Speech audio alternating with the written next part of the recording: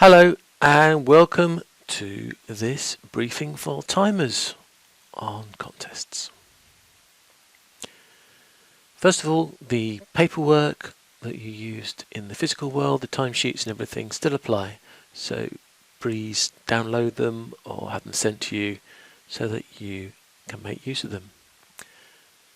There will be, as usual, 2 timekeepers, but we will try and split the jobs between them. So one timekeeper will be responsible for the timing colours and the other one for the timing sheets. However, due to potential technical issues and the fact they're not sitting together, I suggest both timekeepers do both jobs the whole time. To make things easier for the Zoom Master and everybody else, we ask the timekeepers to rename themselves as T1 and T2. T1 followed by your name, T2 followed by your name. T1 timekeeper is going to be doing the colours, T2 is going to be taking the master list of times. Make sure that you have both downloaded the background colours, because I suggest you both use them the whole time, just in case they're needed. And to make things easy, and to make the colours easy to see, what I do suggest is that you cover your webcam so that you cannot be seen.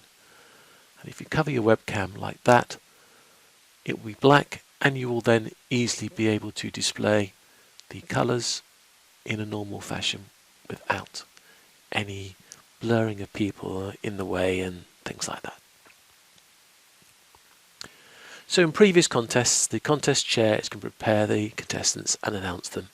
And you should, as always, start the timing clocks on the first verbal or non-verbal interaction by the contestant with the audience. The first timekeeper's main priorities then, of course, are to have the camera covered and the timekeeper slides going. I suggest that they start with the white timekeeper slide so that it makes it easy for the contestant to pin them if they wish, or whatever the other things that the contestant wants to do to make sure that they can see the timekeeper. The second timekeeper, I suggest, does the same thing in case they are called to take over. But the second timekeeper's main goal is going to be keeping that timesheet. But the first timekeeper, do it as well. Let's be careful. If things go wrong and you're sitting physically side by side, you can nudge each other, you can pass control over, it's much easier. We're online.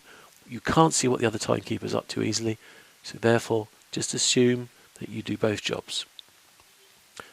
So the second timekeeper, main responsibility is to take those times, and those times will be the master times used by the judges in the event that everything works perfectly. The second timekeeper therefore needs to make sure they fill in those timekeeper sheet reports properly. After each contest, the timekeepers will be moved to a breakout room. That is a separate room to the normal room of the contest. And the chief judge and ballot counters will then visit that room and take the times off the timekeepers. They will take them from the second timekeeper unless there was a problem, in which case they will refer to the times stored by the first timekeeper. Please remember that timings must never be discussed. We never divulge. If a contestant goes over by name, we just say that there was a disqualification, and that's it.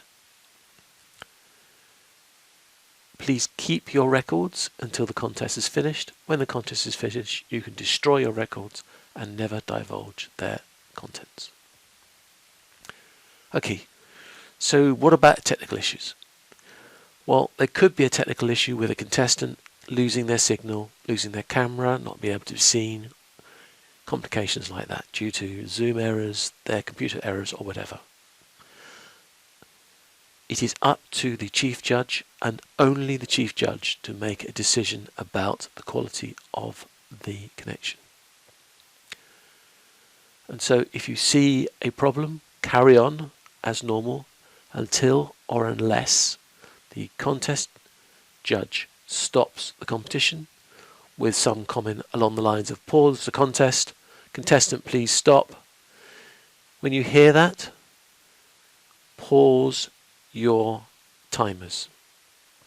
Pause your timers. chief judge will then work with the contestant to get the contestant back online and working. If the contestant is able to get themselves back online and working to the satisfaction of the judge will allow the contest to continue. The judge will give a prompt to the contestant so the contestant knows where they were up to in their speech, and will then ask them to continue their speech. You continue the timer from the point at which you paused it from the first verbal or non-verbal communication by the contestant. Continue with the timing lights as normal. Continue with the timers as normal. For your information, a contestant that has a technical error will be given an extra 30 seconds, but you are not to make any action based on that. You just record the times that they take and you put the lights out at the normal times. It will be up to the contestant and the chief judge to take note of that extra 30 seconds grace. And that's it. That's all there is to do. So as you can see, being a timekeeper in a competition is not too onerous, and it's not too much of a change from doing a normal club meeting. Thanks for watching.